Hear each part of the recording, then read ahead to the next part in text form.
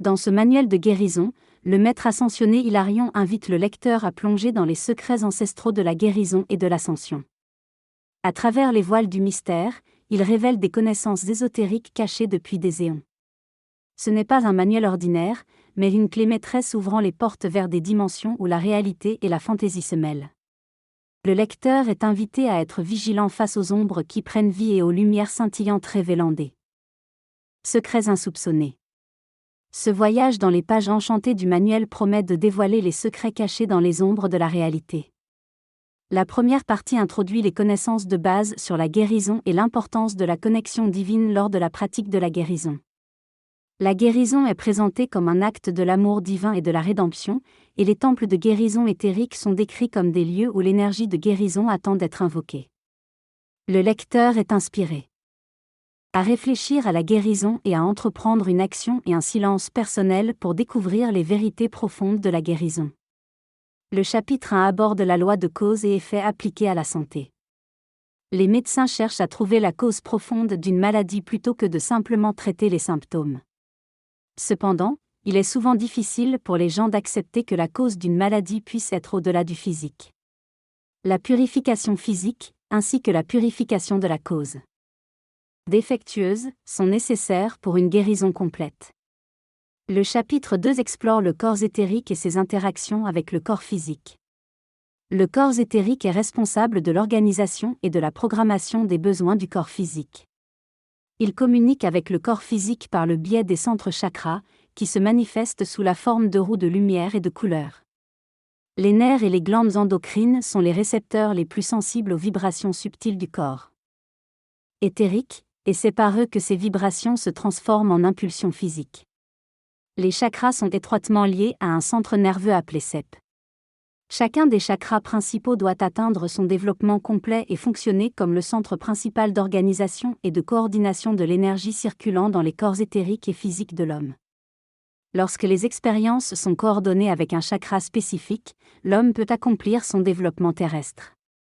Ces expériences peuvent avoir des effets de guérison, mais aussi des effets négatifs, tels que des maladies, en fonction du chakra et de l'énergie impliquée. Il est important de connaître, purifier et utiliser les chakras pour faciliter la guérison. L'incarnation de l'humanité avait pour but d'apprendre à maîtriser l'énergie et la vibration dans l'expérience physique. Le corps éthérique est le mécanisme par lequel le corps physique reçoit une rétroaction sur son évolution. Il assimile cette rétroaction et ajuste l'énergie pour les expériences suivantes. Cependant, si cette rétroaction est négative, cela entraîne des problèmes dans le corps éthérique et physique. La guérison consiste à nettoyer, aimer, libérer et restaurer le corps éthérique, avec l'aide d'un élémentaire éthérique évolué qui travaille à restaurer et entretenir le corps physique. Dans le développement de la petite forme charnelle, les guérisseurs de la nouvelle ère doivent apprendre à travailler en collaboration avec l'élémentaire du corps pour restaurer le corps physique. Ce dernier est responsable de la coordination de la force vitale et utilise les centres des chakras et le système nerveux pour réguler cette énergie. Les guérisseurs doivent donc apprendre à coopérer avec l'élémentaire du corps pour favoriser la guérison. Il est également important de connaître les différents chakras et leur fonctionnement pour comprendre l'équilibre énergétique du corps. Le corps éthérique, quant à lui, est supervisé directement par l'être chrétien et représente un lien particulier entre celui-ci et le corps physique. Dans le processus de guérison, il est essentiel d'invoquer l'être chrétien pour diriger et organiser l'énergie vitale à travers le corps éthérique. La compréhension de ces concepts permettra aux guérisseurs de travailler efficacement dans la fraternité de l'humanité. L'être chrétien a besoin de purification et de réalignement pour revitaliser son corps physique et briller à travers sa structure charnelle, la rendant semblable à un corps lumineux. Il est également celui qui assiste les guérisseurs lorsqu'ils ont atteint une conscience similaire à celle du Christ dans le diagnostic des maladies. Ainsi, la guérison de la nouvelle ère sera réalisée par le Christ, invoquée à la fois par le guérisseur et par celui qui est guéri, conduisant à la transfiguration de l'esprit, du corps et de l'âme. Les véhicules émotionnels et mentaux ont une grande influence sur la santé. Les racines de la maladie se trouve dans la pensée et le sentiment malade, tandis que la guérison prend racine dans des pensées et des sentiments sains. Il est donc essentiel de purifier ces véhicules pour permettre une guérison profonde. La clé pour cela est de diriger l'attention vers des pensées et des sentiments constructifs et positifs, et de visualiser les véhicules émotionnels et mentaux comme on visualise la structure physique. La peur de la maladie est un blocage puissant pour la guérison, et il est important de comprendre que l'état naturel de toute chose dans l'univers est la perfection. Cette compréhension permet de surmonter la peur et de s'ouvrir à la guérison. La maladie est considérée comme une leçon dans la loi de la cause et de l'effet. Plus la maladie est compliquée et difficile, plus la leçon est importante et proche de la graduation.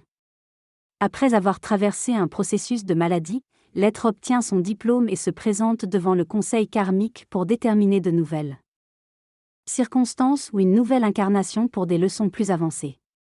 La résistance à la maladie peut prolonger sa durée chez certains individus qui refusent d'apprendre la leçon à portée de main. La peur, la colère et le ressentiment peuvent bloquer les tentatives de guérison. Les guérisseurs de la nouvelle ère devront aider les patients à lâcher prise et à permettre que la volonté de Dieu se réalise. Une purification émotionnelle est nécessaire pour libérer la peur comme cause de la maladie. La purification par le feu violet sera disponible dans la nouvelle ère avant que les effets de la maladie ne se manifestent. Cela peut avoir un impact énorme sur les maladies chez les êtres humains. La composante génétique de certaines maladies est héritée, mais c'est en réalité la prédisposition à développer la maladie qui est héritée. Les maladies peuvent être guéries si la cause est purifiée et si l'amour prévaut. Il est toujours possible de guérir une maladie sans nécessairement interférer avec la loi karmique. La vie cherche à rendre les êtres humains sains et pleins de vitalité, et l'homme a le pouvoir de créer cet état. La maladie peut toujours être vaincue par l'homme, même si certains patients s'accrochent à leurs problèmes de santé. Les étudiants dans le domaine de la guérison doivent être à l'aise avec le corps physique car toutes les maladies ont une cause biologique ou physique. La génétique est la science de la manifestation biologique de la vie. La maladie a joué un rôle dans l'histoire de la planète, mais elle n'est pas une partie naturelle de l'évolution.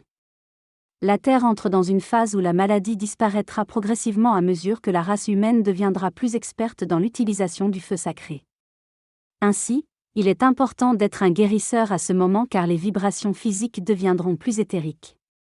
La pratique de la guérison doit être faite en coopération avec les anges et les élémentaux. L'objectif est d'élever la vibration physique pour passer à un niveau plus éthéré. Le message d'amour de Arion nous rappelle que l'amour est une force puissante de guérison. Il décrit comment les guérisseurs utilisent leur flamme triple et leur aura pour élever les vibrations et les niveaux de conscience. La guérison est la science de changer les niveaux vibratoires et de libérer les véhicules d'expression de l'homme. Les guérisseurs de la nouvelle ère doivent utiliser l'énergie pure et divine pour augmenter les niveaux vibratoires. La transmutation est une science qui traite des niveaux vibratoires et a été disponible depuis la chute de la conscience, mais a connu des périodes de renaissance tout au long de l'histoire. Le texte parle de la guérison et de la transmutation des vibrations d'une substance. La maladie est considérée comme un état de déséquilibre qui peut être transformé en état de perfection. Cependant, cela nécessite un changement dans le processus de vie de la personne, en utilisant correctement l'énergie et en créant un environnement propice à la guérison. La guérison du futur exigera le consentement et la coopération de la personne en cours de guérison, ainsi que la connaissance de son être divin. L'objectif final est de permettre l'expression complète de la conscience christique. L'exercice de guérison proposé consiste en une respiration profonde et rythmique pour se connecter à la source de volonté de l'univers et permettre la guérison. Le mouvement vibrant de la respiration est accompagné d'un contrôle bienveillant. Il est conseillé d'expirer lentement en utilisant les muscles abdominaux et de ressentir leur flexion. Ensuite, on recommence le cycle en remplissant l'abdomen autant que possible et en laissant l'air monter vers le thorax. La respiration doit être effectuée par le nez autant que possible. Il est conseillé de pratiquer cette respiration rythmique jusqu'à ce qu'elle devienne facile à maintenir, sans ressentir le besoin de reprendre son souffle ou de se soucier de sensations étranges telles que des étourdissements ou des battements de cœur rapides. Ces sensations peuvent être courantes au début mais elles ne sont pas dangereuses. Il s'agit d'une réadaptation nécessaire pour le corps afin d'effectuer des changements ultérieurs. Il est préférable de pratiquer régulièrement cet exercice respiratoire, par exemple, chaque matin et chaque soir, mais il peut également être pratiqué à tout moment et en tout lieu pendant de courtes périodes. Après l'exercice, demandez à votre présence électronique de maintenir ce rythme à travers les corps physiques tout le temps. Dans un deuxième exercice, lorsque vous ressentez un sentiment de tranquillité associé à la respiration profonde et que cela ne représente plus un défi, vous pouvez commencer à inclure des visualisations. Premièrement, rappelez-vous que l'air que vous respirez est un cadeau du Saint-Esprit cosmique, une substance de vie qui provient directement de Dieu. Visualisez vos poumons absorbant cette substance de lumière universelle à chaque respiration, comme si vous vous remplissiez d'un gaz brillant. Ensuite, laissez cette lumière se propager à travers tout votre corps, en visualisant chaque partie de vous devenir de plus en plus lumineuse et illuminée. Si une partie spécifique de votre corps est malade, concentrez votre respiration et votre attention sur cette zone, en la voyant briller de plus en plus intensément à chaque nouvelle respiration. Pratiquez régulièrement cette visualisation pour favoriser la guérison. Dans un troisième exercice, une fois que vous avez atteint un certain niveau de maîtrise de la respiration régulière, vous pouvez commencer à harmoniser et élever vos 4 véhicules inférieurs vers la conscience christique, même pour de courtes périodes. Commencez par rétablir la respiration lente et rythmique, puis détendez-vous dans la pression croissante de la lumière intérieure du cœur. Visualisez une flamme d'amour, de sagesse et de pouvoir. En expansion rapide, se déplaçant en spirale vers le haut à partir du centre du cœur. Ressentez la pression de cette flamme faire accélérer la vibration de tout votre être, des structures physiques aux véhicules émotionnels, mentaux et éthériques. Ressentez la connexion avec la déité, la guérison mentale et l'élévation de la conscience. Ces exercices de respiration et de visualisation sont conçus pour vous aider à vous connecter à la vie pure de Dieu et à élever vos vibrations pour favoriser la guérison et l'épanouissement spirituel. À travers cette méditation, visualisez chaque cellule de votre être se fusionner en une gigantesque flamme triple, symbolisant la force ascendante de la conscience. Maintenez ces 4 véhicules inférieurs sous le contrôle de la présence christique, en laissant cette force de vibration et de conscience croissante se propager en profondeur. Prenez maintenant un moment de calme pour vous connecter à votre véritable identité en tant qu'être de lumière. Pulsante, dans laquelle la lumière électronique circule librement et suivant le plan divin. Imaginez-vous comme un océan de lumière circulant aisément dans tout l'univers. Concentrez votre attention sur les centres de la tête et ressentez la sagesse et l'amour divin se propager depuis ces sources de lumière. Faites l'engagement de maintenir cette identité d'un être de lumière dans votre vie quotidienne, afin de permettre à la lumière de guérir et perfectionner non seulement vos propres véhicules, mais aussi d'apporter guérison et perfectionnement aux autres. Pratiquez régulièrement cette méditation pour maintenir l'harmonie, la protection, la guérison et l'opulence dans votre vie. Les véhicules utilisés doivent vibrer à une fréquence de perfection continue pour maximiser les pouvoirs de guérison. L'exercice consiste à élever consciemment chacun de ces véhicules jusqu'à être toute lumière, en se concentrant sur la triple flamme et la véritable identité christique. Visualisant un puissant rayon vert ancré dans le chakra du cœur, on dirige ce rayon vers ceux ayant besoin de guérison. On utilise la respiration, l'attention et les sentiments pour diriger la lumière vers la zone malade, en plaçant éventuellement les mains sur cette zone. On invoque l'élémental du corps pour restaurer un schéma éthérique déformé et favoriser la guérison physique. La relation avec l'élémental est renforcée pour maintenir la santé et la vigueur. Le texte aborde le sujet de la guérison dans la nouvelle ère, en mettant l'accent sur la coopération avec les élémentaux et les anges de guérison. Il souligne l'importance de reconnaître la position de guérisseur avec humilité et révérence, tout en maintenant des normes éthiques élevées. Il encourage les guérisseurs à rester constamment ouverts aux opportunités de guérison et à s'engager pleinement dans leur chemin choix, tout en reconnaissant qu'ils ne peuvent pas tout faire pour tout le monde. Le texte propose également des exercices pour les guérisseurs de la nouvelle ère, tels que la guérison dans le silence. Il est essentiel que chaque guérisseur prenne en considération le fait qu'il peut y avoir des personnes qui s'accrochent à leur maladie et refusent de lâcher prise, même si le Père Elio lui-même ne pourrait pas les libérer. C'est un critère important à prendre en compte lors de la pratique de la guérison. Pour atteindre une conscience élevée, il est recommandé de visualiser la personne qui doit être guérie. dans sa jeunesse et sa vitalité, puis de lui parler directement en se connectant à la puissante présence Je suis et à son être christique véritable. Il est impératif de travailler avec la présence divine de l'autre personne, de manière à ce que toute l'énergie libérée puisse être alignée sur son plan divin de vie. On recommande de projeter une lumière verte intense de guérison à travers sa conscience, en la dirigeant vers la personne à guérir, en la visualisant complètement enveloppée dans cette lumière. Faire appel aux anges de la guérison et de la purification, ainsi qu'à l'élémental du corps, pour assister au processus de guérison. Il est également utile d'invoquer les anges de la purification du feu violet pour transmuter la cause de la maladie. Pendant tout le processus, il est important de maintenir une concentration et une intention claires, tout en faisant appel à l'aide des amoureux Vista et Dame Cristal pour maintenir la focalisation de l'attention.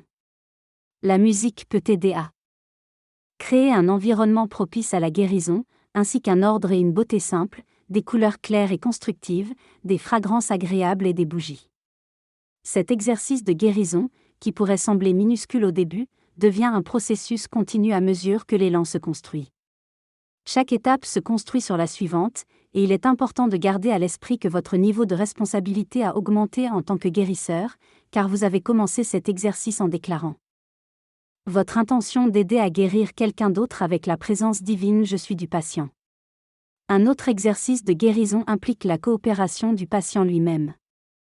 Il est recommandé d'avoir une relation amicale mais pas trop personnelle avec le patient, et de se baser sur un diagnostic médical et un traitement externe par un professionnel de confiance.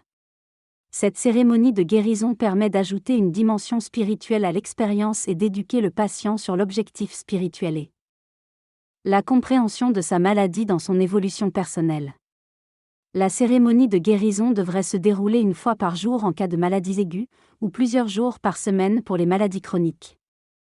Il est important que tous les participants maintiennent une ferme espérance de guérison et de progrès spirituel, sans limiter le processus en imposant un cadre temporel ou une forme probable. L'objectif est de mettre fin à la souffrance et de restaurer un fonctionnement parfait des organes. En cas de retard dans les résultats, il est important de ne pas être désillusionné, mais de chercher la résistance spirituelle et de persévérer. Dans le processus de guérison, il est important pour le guérisseur de reconnaître et d'éliminer la résistance chez le patient ou dans leurs relations mutuelles. Certains individus préfèrent rester malades, ce qui constitue un blocage pour la guérison. Le guérisseur doit maintenir le silence sur le processus de guérison, seul lui et le patient doivent en connaître les détails. Il est recommandé d'établir un état harmonieux avant de commencer le travail de guérison, en utilisant la relaxation, la respiration et la création d'ordre et d'harmonie. Une invocation est ensuite faite pour permettre la libération énergétique du patient, suivie de l'utilisation du feu violet pour transmuter la cause de la maladie. Le guérisseur peut également invoquer les maîtres et leurs anges de guérison pour les assister dans le processus. La substance de guérison est alors libérée vers le patient, soit par visualisation, soit en plaçant directement les mains sur lui. Cela permet aux deux parties de pratiquer la réceptivité et l'acceptation. Ce texte est un guide pour la pratique de la guérison spirituelle. Il propose différentes techniques pour canaliser la lumière christique et la faire circuler à travers les centres énergétiques du corps éthérique. Le guérisseur est encouragé à utiliser ses mains pour transmettre cette énergie vitale vers les parties malades du corps. Il est important que le guérisseur demeure une force de lumière positive et ne soit pas affecté par les éventuelles énergies négatives issues du patient. La pratique de la guérison se déroule pendant environ 10 à 15 minutes, accompagnée d'une musique appropriée. Il est recommandé que le guérisseur et le patient demandent à être assistés par leur guide spirituel lors de leur connexion dans le temple de guérison. Enfin, le texte décrit également les rituels et les cérémonies qui peuvent avoir lieu au sein d'un groupe de guérison pour renforcer l'énergie de guérison et la projeter à l'échelle mondiale. Pour organiser des groupes de guérison, il est important de faire preuve de discernement. Il existe différents types de services de guérison.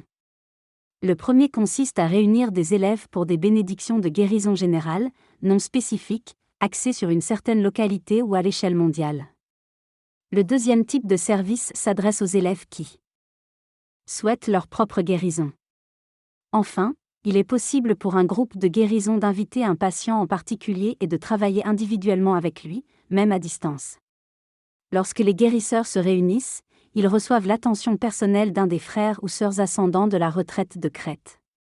Ces guérisseurs sont comme des stations puissamment rechargeantes nécessaires à travers le monde. Leur service est similaire au travail interne qui se fait déjà à Crète. La forme 2. La classe dépend du directeur, mais devrait suivre les lignes directrices générales décrites précédemment. Le deuxième type de service peut suivre immédiatement après le premier, afin que ceux qui ont besoin de guérison puissent participer à la substance curative qui coule déjà abondamment. Cependant, il est important de ne pas diluer le travail précédent des guérisseurs qui dispensent une bénédiction générale. Il est également possible d'organiser une classe générale de guérison impersonnelle, suivie d'un service spécifique pour un individu qui a convenu préalablement de recevoir une guérison. Dans ce cas, le groupe de guérison se réunit en cercle autour de la personne nécessitant la guérison, tandis que le directeur suit un processus similaire pour guérir le patient. L'efficacité de la guérison dépendra de l'engagement des membres du groupe et de leur capacité à se réunir de manière rythmique. En ce qui concerne l'exercice sur les chakras, il peut être réalisé soit comme une classe complète consacrée aux chakras, soit comme un service plus court au sein d'une classe plus large. L'objectif de cet exercice est d'harmoniser les étudiants avec leur substance éthérique à mesure que la Terre elle-même évolue vers une dimension plus éthérique. La purification des chakras se fait en invoquant les pouvoirs des feux bleus et violets à l'aide de décrets courts et dynamiques, accompagnés de musique et de visualisation. Dans cette pratique de la résurrection, on invoque les énergies de l'archange Gabriel et de la mère Marie pour réveiller et restaurer chaque chakra, en utilisant des invocations et une musique puissante. Chaque chakra est chargé avec la qualité spécifique qui lui est attribuée, en se concentrant sur des êtres ascensionnés correspondants. L'objectif est d'avoir des centres d'énergie tournants qui émettent une lumière positive et pure, en harmonie avec la fonction de chaque chakra. Bien que l'attention soit principalement portée sur le cœur, la gorge et les centres de la tête, tous les chakras doivent être purifiés, ressuscités et chargés positivement. La pratique se concentre sur chaque chakra individuellement, en visualisant des roues de lumière et de couleurs, en commençant par la base de la colonne vertébrale jusqu'au sommet de la tête. La pratique se termine en se connectant au centre des 7 chakras et en recevant la lumière du grand hiérarque Sérapier. Ce texte parle de la présence lumineuse et puissante de la flamme de l'ascension, qui rayonne à travers les différents chakras du corps. Il souligne l'importance de maintenir ces chakras purs et vibrants pour favoriser la santé et le bien-être. Les guérisseurs peuvent aider les patients en utilisant des décrets, des affirmations, des visualisations et en leur conseillant une vie équilibrée. Il est également souligné que la responsabilité de guérir incombe au patient lui-même, qui doit être prêt à changer les aspects énergétiques de sa vie pour éviter la réapparition de la maladie. Il est notamment mentionné que le texte n'aborde pas le sujet de la guérison des familles ou des organisations, ni les aspects psychologiques de la guérison spirituelle. Le manuel est présenté comme un point de départ et invite les guérisseurs à comprendre leur rôle en respectant le libre arbitre du patient. La conclusion souligne que ce manuel n'est qu'une initiation et qu'il contient suffisamment de connaissances et de directives pour commencer, mais qu'il reste encore beaucoup à apprendre. Le maître Arion offre des conseils pour ceux qui veulent commencer un grand service à la vie. Il encourage à cultiver une relation avec les anges et les maîtres de la guérison pour obtenir la connaissance et l'expérience nécessaires. Il souligne l'importance de la pureté des motivations et souhaite sincèrement que le succès soit au rendez-vous. Il clarifie que la hiérarchie ne souhaite pas tout donner, car les âges d'or précédents ont échoué de cette manière. Il enjoint à atteindre continuellement les autres, rester dans un état de grâce et ancrer la lumière nécessaire pour établir l'âge d'or parmi les gens. Il rappelle que l'assistance des plans internes est toujours disponible et encourage à les visiter souvent. Le maître Arion termine en disant qu'il aime les guérisseurs de la nouvelle ère et que leur heure est venue.